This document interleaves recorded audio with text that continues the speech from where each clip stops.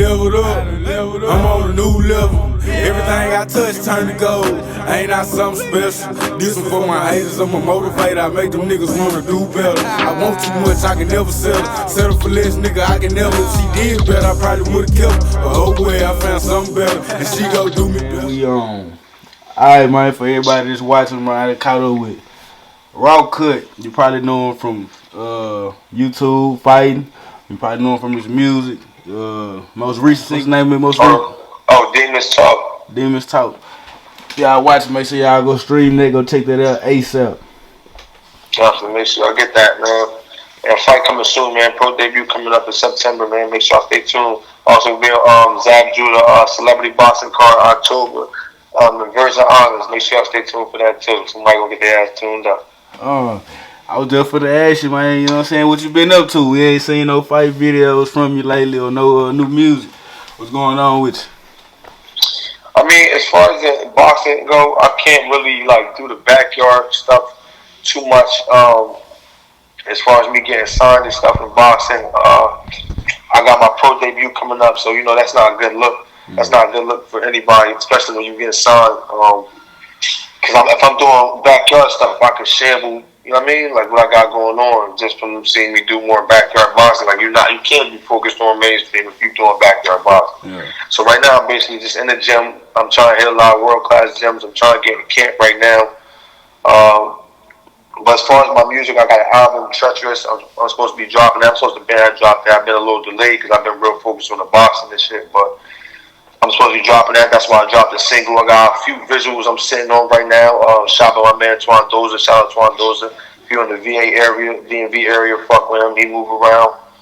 Other than that, man, I'm really focused on my boxing right now, bro. Because my fans, you know, definitely on YouTube, they motivate me a lot. They push me a lot to burn, man. So I'm trying to show them where my full potential is. And it's been a while since I was like maybe like 18.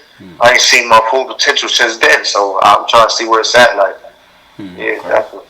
I can feel that, bro. So for the people who don't know you, man, where you from, where you grew up, and what was it like growing up where you grew up?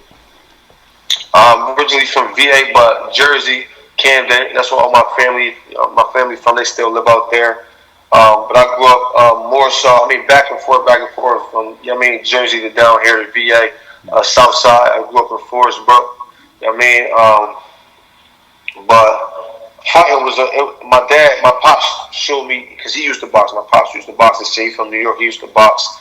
And, you know, he put me on that shit. It was a way for me, my energy and my attitude, and me fighting anyway on the streets. It was a way for me to, you know what I mean, like cope. So, 13, my pop started training me. You know what I mean, he'll wake me up like late as shit. Like when I'm just ready to go to bed, he'll wait for me to get in the bed. As soon as I get in the bed, he'd be like, "Yo, come to here." He working out. He'd be falling asleep on the couch. I'm down here working out. Take me to the end of the drive. I'm doing workouts and stuff. I'm like, "Yo, chill, think I'm tired." Like I'm tired. Like, and then from there on, I went to I started competition at 16. It's like that whole time I was training. Man. I started competition at 16.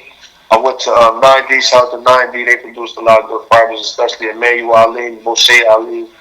I went there, and my first fight I went to my first little regular fight, knocked dude up.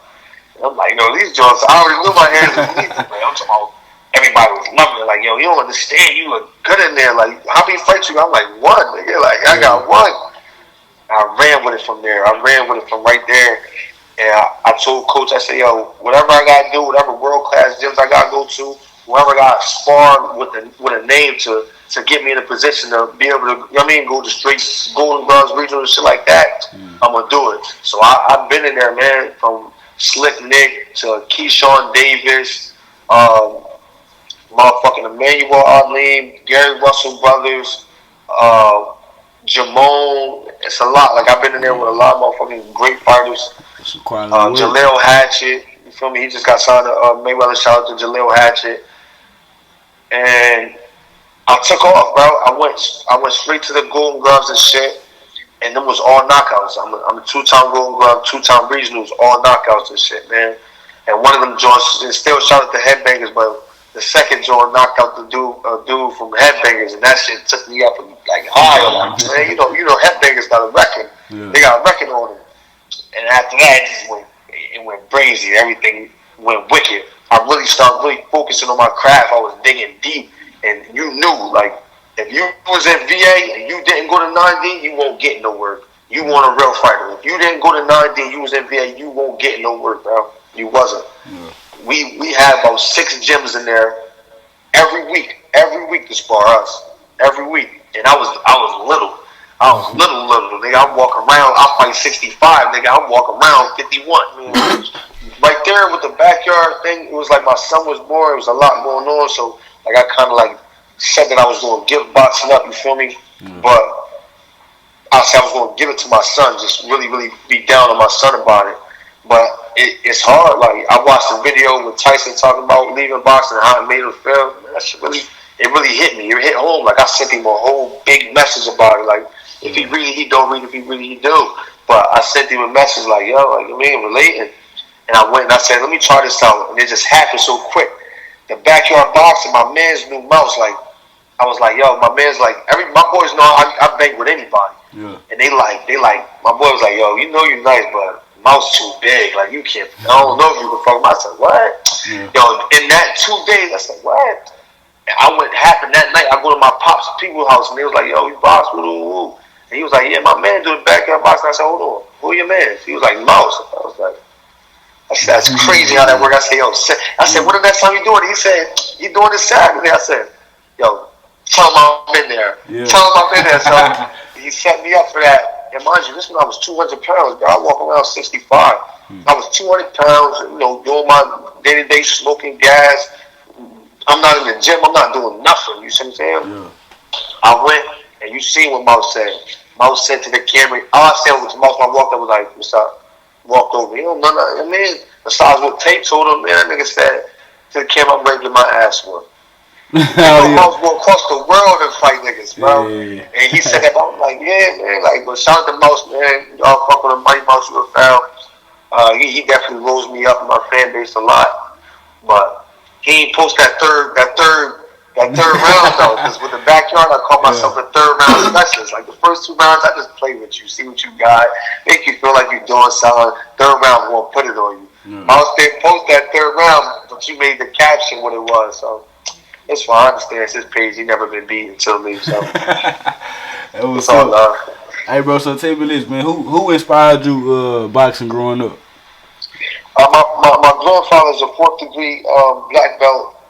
You know what I mean? And then my father, for real, like with the boxing. But I love Marvin Hagler, Roy Jones, and Oscar De La Hoya, and Floyd. Like, that was my little. You know what I mean? Like, I studied these niggas hard. Like, I studied them from when they first ever started throwing punches to the end. When they, you know what I mean, fought. I watched every last anything to do with them. You see what I'm saying? So they really inspired me hard, especially Oscar. Like, Oscar was hungry, man. Oscar was really hungry. Floyd was really hungry, and he taught me a lot of discipline for real. And Marvin Hagler just taught me to never back down half and to be not too much like it.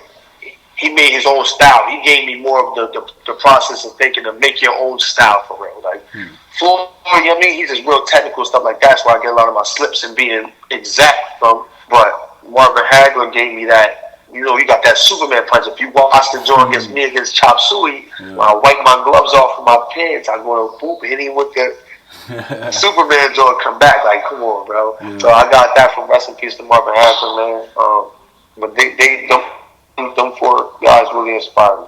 That was up. Cigarette.